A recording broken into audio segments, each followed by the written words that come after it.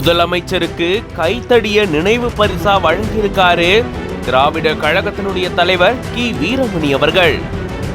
பிரம்மாண்டமா கட்டப்பட்ட பெரியார் பகுத்தறிவு எணினி நூலக திறப்பு விழால இப்படி ஒரு நிகழ்ச்சியான தருணம்.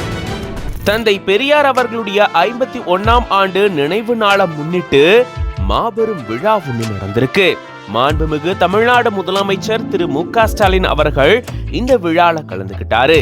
சென்னை பெரியார் திடல்ல நடிகவேள் எம்.ஆர். ராதா மன்றத்துல இந்த விழாவானது நடந்திருக்கு. அப்போ திராவிட கழகத்தினுடைய தலைவரான கி வீரமணி அவர்கள் நினைவு பரிச முதலமைச்சருக்கு வழங்கியிருந்திருக்காரு.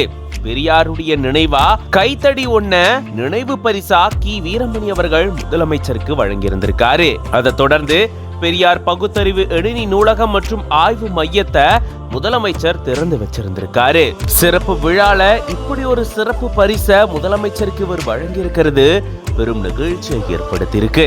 இது பத்தின உங்களோட கருத்துக்களை கமெண்ட்ஸ்ல சொல்லுங்க. மேலும் பல செய்திகளுக்கு பிஹைண்ட் நோட்ஸ் பேஜை ஃபாலோ பண்ணிக்கோங்க.